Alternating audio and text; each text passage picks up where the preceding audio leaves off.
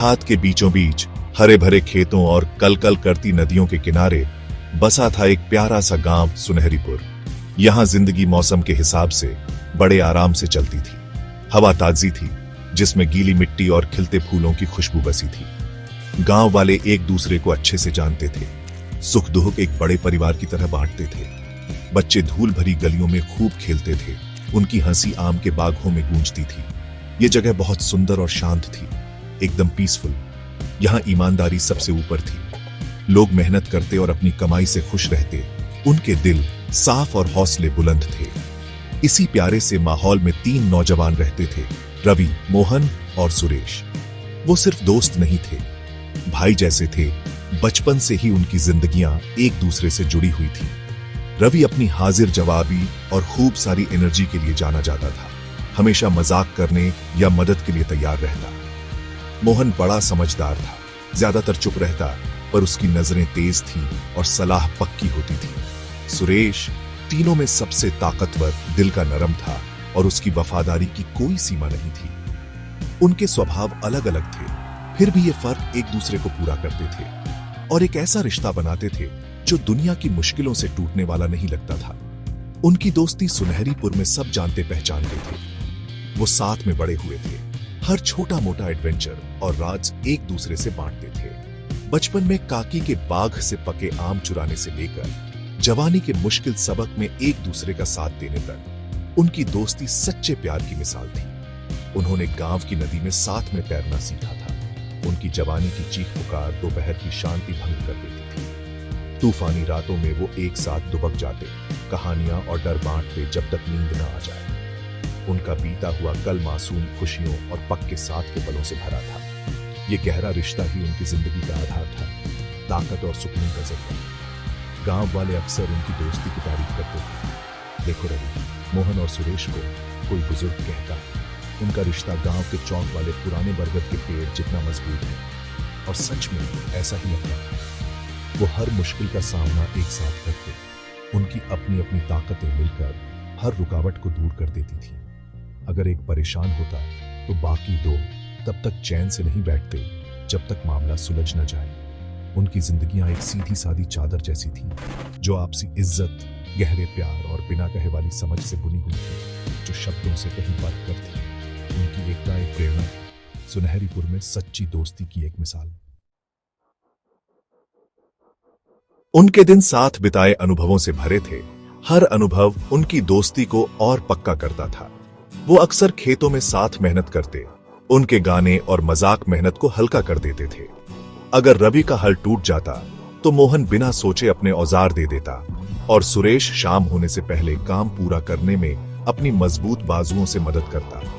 ये एक दूसरे की मदद करने का जज्बा कोई मजबूरी नहीं, बल्कि एक दूसरे के लिए उनके प्यार का कुदरती इजहार था।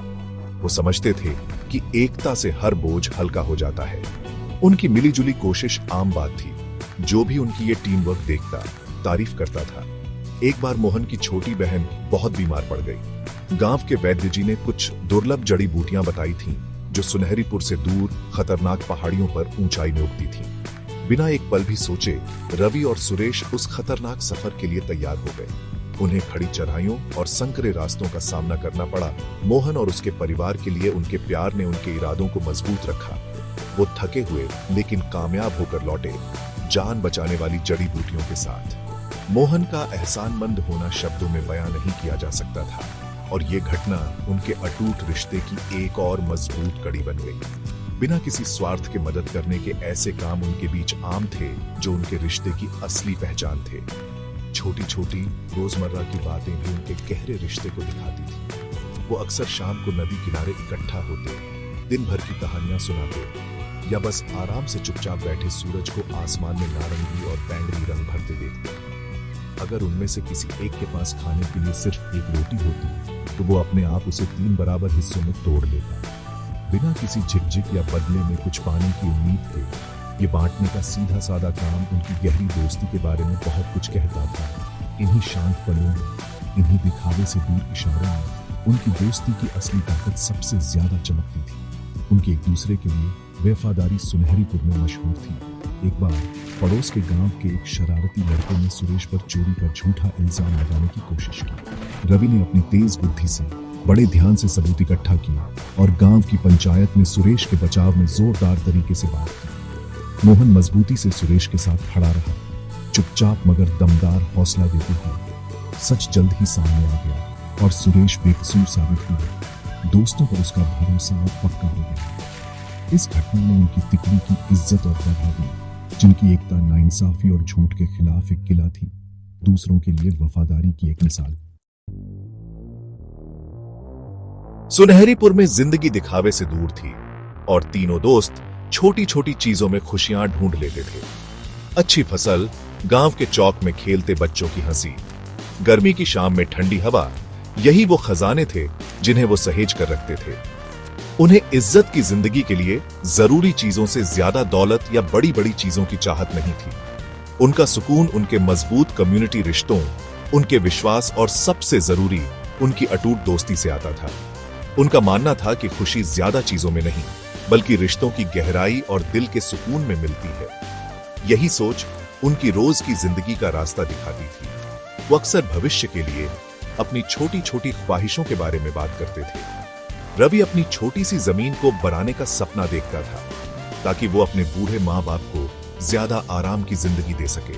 मोहन अपनी शांत समझदारी के साथ गांव के वैद्य जी से देसी दवाइयों के बारे में और सीखना चाहता था ताकि वो कम्युनिटी की सेवा कर सके।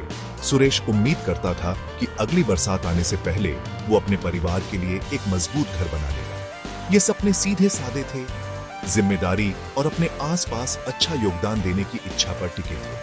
वो इन उम्मीदों को खुलकर बांटते थे, एक दूसरे की ख्वाहिशों को बिना किसी जलन या मुकाबले के हौसला देते और साथ देते थे। उनकी शामें अक्सर इन छोटे सपनों की प्लानिंग और डिस्कशन में बीतती थी। रवि, मोहन कहता, अगर तुम मेहनत करोगे तो तुम्हारी जमीन अगले साल जरूर अच्छी फसल देगी। हम सब कटाई में तुम्हारी मदद करेंगे। सुरेश सहमति में सिर हिलाता और कहता, और मोहन, तुम्हारा नरम स्वभाव एक वैद्य के लिए एकदम सही है। गांव को तुम्हारे जैसे किसी की जरूरत है। ऐसी बातें आपसी हौसला अफजाई और एक दूसरे को कामयाब देखने की सच्ची इच्छा से भरी होती थी। उनके अपने अपने लक्ष्य एक तरह से सबके मिले जुले सपने थे, क्योंकि वो जानते थे कि एक की कामयाबी तीनों के लिए खुशी है। इस सुकून और साझे मकसद में उनके आसपास मेल जोल का माहौल बना हुआ था। वो समझते थे कि असली दौलत सामान्य नहीं, बल्कि उनके रिश्तों की अमीर और उनकी कम्युनिटी की शांति है। वो लगन से काम करते, ईमानदारी से जीते और हर दिन का सामना अपनी उम्मीद के साथ करते थे। उनकी जिंदगी में इस बात की मिसाल थी कि सादगी, मेहनत और सच्चे साथियों को अटूट सहारा में कैसे सुकून मिल सकता है। गाँव वाले सुनहरीपुर की सबसे अच्छी बातें रखती थी। यहाँ की ईमानदार और एक दूसरे से गहराई से जुड़े हुए जो उनके शांत घर की आत्मा को दिखाते थे। एक चिलचिलाती दोपहर, जब सूरज सुनहरीपुर की सूखी धरती पर बेरहमी से चमक रहा था, एक शानदार बग्घी जैसी गांव में पहले कभी नहीं देखी गई थी, मुख्य रास्ते पर गड़गड़ाती हुई आई। वो गांव के चौक के पास रुकी, जिससे घरों और खेतों से उत्सुक लोग देखने के लिए जमा हो गए। बग्घी से एक आदमी निकला जिसने बढ़िया रेशमी कपड़े पहने थे और चमकते हुए गहनों से सजा हुआ था। वो था सेठ धन्नामल, एक दूर शहर का अमीर व्यापारी। उसकी मौजूदगी से ही अमीरी और एक अनजान ताकत का एहसास हो रहा था। उसके सेवक, जो उतने ही अच्छे कपड़ों में थे, एक छोटा रंगीन टेंट लगाने लगे, जो गांव की मिट्टी की सीधी सादी झोपड़ियों से बिल्कुल अलग था। सेठ धन्नामल ने बताया कि वो बस यहां से गुजर रहा था, अपनी यात्रा जारी रखने से पहले कुछ दिनों के लिए आराम करने के लिए एक शांत जगह ढूंढ रहा था। वो बड़ी मीठी और असरदार जुबान में बात करता था। उसके शब्द भीड़ भाड़ वाले शहरों और अनगिनत दौलत की तस्वीरें बनाते थे। गांव वाले, सीधे सादे लोग जो ऐसी शानो शौकत से दूर जिंदगी के आदी थे, हैरानी और शक के मिले जुले भाव से सुन रहे थे। कुछ लोग उसकी दौलत और एडवेंचर की कहानियों से मोहित हो गए, जबकि दूसरे, जो ज्यादा सावधान थे, सोच रहे थे कि इस अमीर अजनबी के उनके छोटे से घर आने का असली मकसद क्या है। उसके आने से आमतौर पर शांत रहने वाले सुनहरीपुर में एक हलचल और बेचैनी सी फैल गई। रवि, मोहन और सुरेश ने व्यापारी को दूर से देखा। रवि व्यापारी के आत्मविश्वास भरे अंदाज और दूर देशों की कहानियों से क्यूरियस था। मोहन, जो हमेशा सावधान रहता था, उसे एक बेचैनी सी महसूस हुई। वो इस एहसास को दूर नहीं कर पा रहा था कि व्यापारी का आना गांव की शांति भंग कर सकता है। सुरेश, हमेशा की तरह प्रैक्टिकल, उसे बस एक मेहमान के तौर पर देख रहा था जो जल्द ही चला जाएगा और उनकी जिंदगी में कोई खास बदलाव नहीं लाएगा। उन्होंने आपस में व्यापारी के बारे में बात की। उनकी राय अलग अलग थी, फिर भी उनकी बातचीत हल्की फुल्की रही। वो अभी तक उस अजनबी की मौजूदगी से उनके कम्युनिटी में उठने वाली हल्की लहरों को समझ नहीं पाए थे। व्यापारी बड़ा दिलदार था, बच्चों को मिठाइयां बांट रहा था और गांव के मंदिर में छोटे मगर ध्यान खींचने वाले दान दे रहा था। उसने खुशहाली और मौकों की बातें की। उसके शब्द कुछ ज्यादा एम्बिशियस गांव वालों के लिए शहद की तरह मीठे थे। वो सुनहरीपुर, उसके लोगों और उसके इतिहास के बारे में जानने को उत्सुक लग रहा था। बड़ी नम्रता मगर लगातार उत्सुकता से कई सवाल पूछ रहा था। इस बाहरी दिखावे वाली दरियादिली ने धीरे धीरे कुछ शुरू में शक करने वाले गांव वालों का दिल जीतना शुरू कर दिया, जो उसे एक संभावित मददगार के तौर पर देखने लगे। कोई ऐसा जो उनकी शांत जिंदगी में अच्छी किस्मत ला सकता था, लेकिन उसके आसपास रहस्य का माहौल बना रहा। कुछ दिन रुकने के बाद सेठ धन्नामल ने धीरे धीरे वहां की लोक कथाओं और पुरानी कहानियों के बारे में पूछना शुरू किया। वो गांव के बुजुर्गों के साथ बैठता, उन्हें इज्जत और छोटे मोटे तोहफे देता और सुनहरीपुर के पुराने किस्से सुनाने के लिए उकसाता। ऐसी ही एक शाम तारों से भरे खुले आसमान के नीचे गांव के कहानीकार बूढ़े मनीराम ने एक भूली हुई कहानी सुनाई। उसने एक छिपे हुए खजाने के बारे में बताया जो सदियों पहले किसी भागते हुए राजा ने सुनहरीपुर के आसपास कहीं दबा दिया था। ज्यादातर गांव वालों ने इसे बस एक लोक कथा मानकर टाल दिया था, एक मनगढ़ंत कहानी जो लंबी रातों में बच्चों का दिल बहलाने के लिए थी। लेकिन व्यापारी ने इतनी गहरी दिलचस्पी से सुना कि वो किसी की नजर से छिपा नहीं रहा। जब मनीराम ने खजाने के कथित सुरागों और उसमें मौजूद बेहिसाब दौलत, सोना, जवाहरात और बेशकीमती कलाकृतियों के बारे में बताया तो उसकी आंखों में एक अजीब सी चमक आ गई। सेठ धन्नामल ने ऊपर से तो बस पोलाइट इंटरेस्ट दिखाया, लेकिन उसके सवाल और ज्यादा खास और गहरे होते गए। उसने कहानी में बताए गए निशानों के बारे में और सालों से खेतों में मिली किसी भी अजीब चीज के बारे में पूछा। खजाने की कहानी का बीज जो पहले सोया हुआ था, अब व्यापारी की गहरी दिलचस्पी और ज्यादा बातें याद दिलाने की हल्की कोशिशों से फिर से उगने लगा। जल्द ही खोए हुए खजाने की कानाफूसी सुनहरीपुर में नए जोश के साथ फैलने लगी। जो कभी अलाव के पास सुनाई जाने वाली भूली बिसरी कहानी थी, अब घरों और खेतों में दबी जुबान में जोश भरी बातों का विषय बन गई। अमीर व्यापारी की मौजूदगी, जो खुद कहानी में इतनी दिलचस्पी ले रहा था, ने उसे एक ऐसा भरोसा दिया जो पहले कभी नहीं था। गांव वाले जाने पहचाने नजारों को नई नजरों से देखने लगे, ये सोचते हुए कि कहीं उनके पैरों के नीचे अनगिनत दौलत तो नहीं दबी। सुनहरीपुर की रोजमर्रा की जिंदगी में धीरे धीरे एक नई बेचैन सी एनर्जी आ गई। अचानक से जिंदगी बदल देने वाली दौलत की एक नई उम्मीद। खजाने की बात रवि, मोहन और सुरेश तक भी पहुंची। शुरू में उन्होंने इसे उसी हल्के फुल्के शक के साथ लिया जैसे हमेशा लेते थे। सोचो, रवि ने मजाक किया, अगर हमें राजा का खजाना मिल जाए, मैं जिले का सबसे बड़ा खेत खरीद लूंगा। मोहन हल्का सा मुस्कुराया, लेकिन उन्हें याद दिलाया, ये बस एक पुरानी कहानी है दोस्तों, हमारी असली दौलत हमारी मेहनत और हमारी सेहत में है। सुरेश ने मोहन से सहमत होते हुए सिर हिलाया, फिर भी वो भी कहानी के आकर्षण को पूरी तरह नजरअंदाज नहीं कर सका, खासकर जब व्यापारी की साफ दिख रही दिलचस्पी पुरानी कहानी को और वजन दे रही थी। कानाफूसी लगातार चल रही थी, उनकी जिंदगी की सतह के नीचे एक धीमी मगर लगातार गूंज की तरह। जैसे जैसे दिन हफ्तों में बदलते गए, सेठ धन्नामल गया नहीं, बल्कि उसने खजाने की अफवाह की आग को और हवा दी। वो बातों बातों में कहता कि ऐसी कहानियों में अक्सर सच्चाई का कुछ अंश होता है, और दूसरी जगहों के उदाहरण देता जहां पुरानी कहानियों के आधार पर बड़ी दौलत मिली थी। उसने खोए हुए खजाने से जुड़ी किसी भी जानकारी, चाहे कितनी भी छोटी क्यों न हो, के लिए छोटे मोटे इनाम रखे। इस सोची समझी चाल ने कुछ गांव वालों के दिलों में लालच की एक चिंगारी जला दी। अचानक बिना मेहनत की दौलत का ख्याल एक जबरदस्त नशा था, जो समझ पर पर्दा डाल रहा था और नजरिए बदल रहा था। तीनों दोस्त लालच के इस बढ़ते माहौल से अछूते नहीं थे। रवि अपने कल्पनाशील दिमाग के साथ खुद को खजाना खोजने की संभावना में ज्यादा से ज्यादा खोया हुआ पाने लगा। वो घंटों कहानी की बारीकियों पर गौर करता, उन सुरागों को समझने की कोशिश करता जिन्हें शायद दूसरों ने नजरअंदाज कर दिया हो। बड़े खेत का सपना अब बेहिसाब दौलत के ख्यालों में बदलने लगा, एक ऐसी शानदार जिंदगी का जिसकी उसने कभी कल्पना भी नहीं की थी। वो सादा सुकून जिसे वो कभी पसंद करता था, अब इन चकाचौंध भरी संभावनाओं के सामने नाकाफी लगने लगा। लालच का बीज जो पहले छोटा था, उसके अंदर उगने लगा।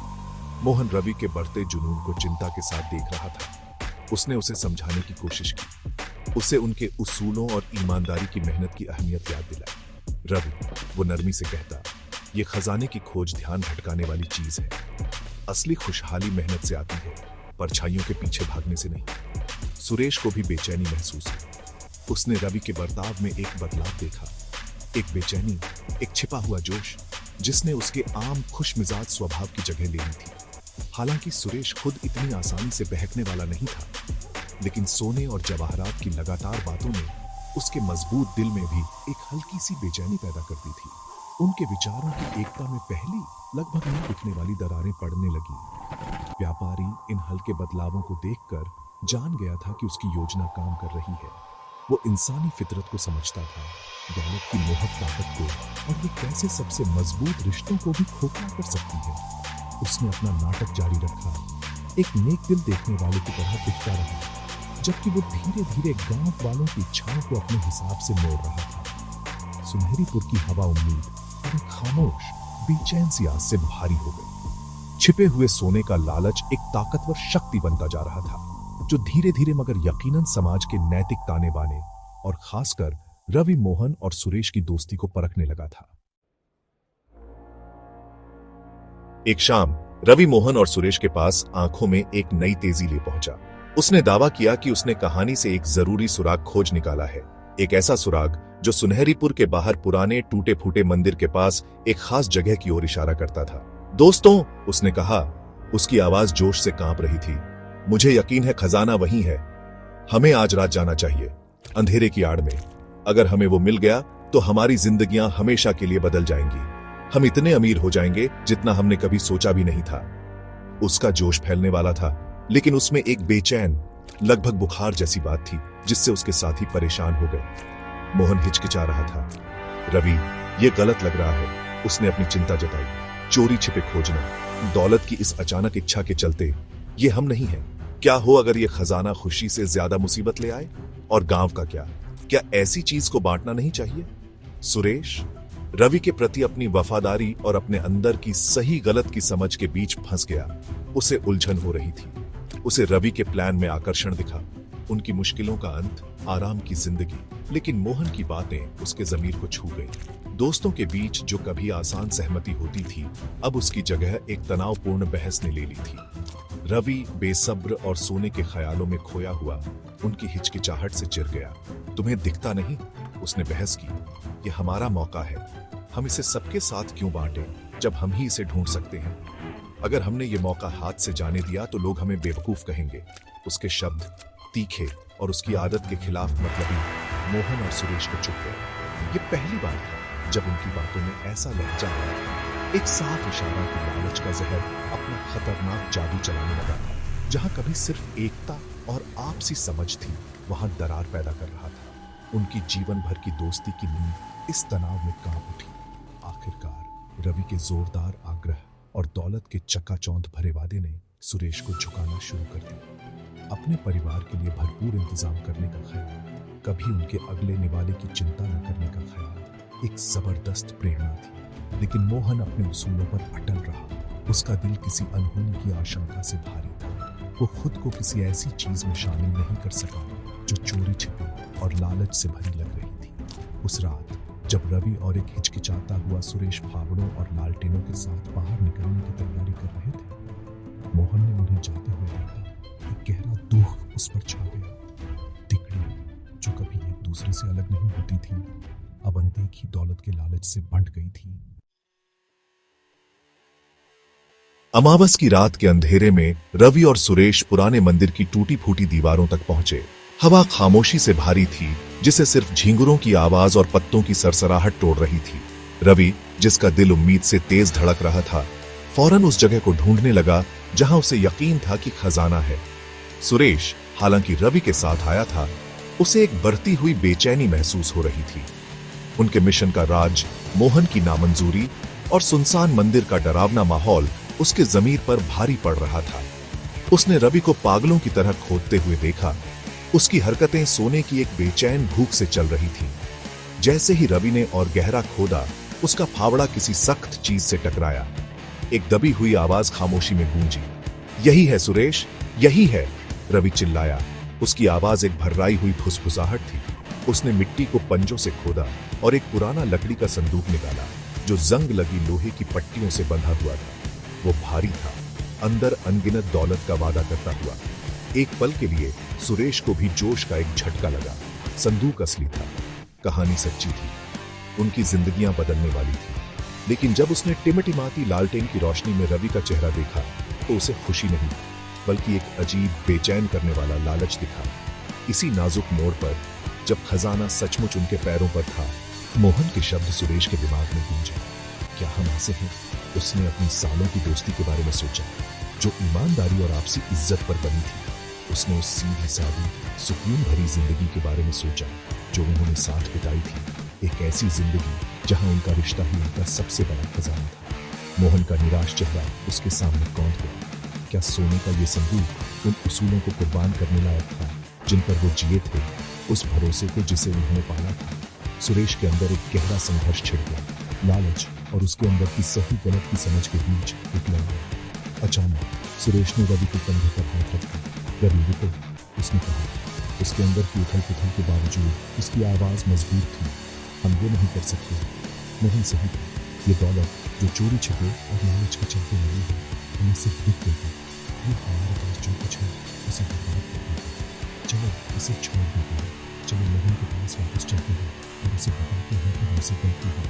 रवि शुरू में सुरेश को बदले हुए मन से फौरन संदूक से अपने दोस्त की तरफ देखने लगा। उसके चेहरे पर हैरानी और गुस्से का आवाज फैसले का कारण उनके चरित्र और उनके नैतिक दिशा सूचक की स्थायी ताकत की असली परीक्षा। रवि खोज के बुखार में जकड़ा हुआ शुरू में सुरेश की मिन्नत को मानने से इनकार कर गया। पागल हो गए हो क्या सुरेश? उसने फुफकारते हुए कहा। हमारी किस्मत यही है। लेकिन सुरेश की सच्ची आंखों में देखकर और मोहन के अटल रुख को याद करके उसके पुराने स्वभाव की एक झलक लौटने लगी। उसके अपने दिल का वो पागलपन भरा जुनून सुरेश की खामोश ईमानदारी के सामने खोखला लगने लगा। उसने अपने दोस्त के चेहरे पर परेशानी देखी जो उसके अपने जमीर में शुरू हो चुके संघर्ष का आईना थी। खामोशी खींचती गई, अनकही भावनाओं से भारी, जैसे सोने का लालच जिंदगी भर के उसूलों से लड़ रहा हो। धीरे धीरे दर्द के साथ रवि का सोने का लालच कम होने लगा। उसकी जगह एक उभरती हुई शर्म ने ले ली। उसे एहसास हुआ कि वो कितना भटक गया था। वो अपनी दोस्ती और अपने उसूलों को सिर्फ दुनियावी फायदे के लिए कुर्बान करने के कितने करीब आ गया था। उनकी साझा हंसी, उनका आपसी सहारा, उनकी सीधी सादी ईमानदार जिंदगी की तस्वीरें उसके दिमाग में उमड़ पड़ी। उसने संदूक को देखा, फिर सुरेश को, और आखिर में एक लंबी कांपती हुई सांस छोड़ी। तुम सही कह रहे हो मेरे दोस्त, उसने कहा। उसकी आवाज मुश्किल से एक फुसफुसाहट थी। ये हम नहीं है। चलो इसे वापस ढक देते हैं। हमारी दोस्ती दुनिया के सारे सोने से ज्यादा कीमती है। साथ में उन्होंने संदूक को फिर से दबा दिया। मिट्टी अब उनके छोड़े हुए लालच के बोझ से ज्यादा भारी लग रही थी। वो सुबह होते होते गांव लौटे। उनके दिल हल्के थे, उनके कदम ज्यादा एक सीध में थे। उन्होंने मोहन को नदी किनारे बैठे पाया। उसके चेहरे पर चिंता की लकीरें थीं। जब उन्होंने बताया कि क्या हुआ था और खजाने को हाथ न लगाने का उनका फैसला, तो मोहन के चेहरे पर सुकून भरी मुस्कान आ गई। उसने अपने दोस्तों को गले लगा लिया। उसकी आंखों में आंसू भर आए। उनका रिश्ता लालच की आग में परखा गया। न सिर्फ बचा रहा बल्कि और मजबूत होकर निकला, ईमानदारी के प्रति उनकी साझा प्रतिबद्धता से पवित्र होकर। अगले दिन तीनों दोस्त एक बार फिर एकजुट होकर गांव के बुजुर्गों और सेठ धन्नामल के पास गए।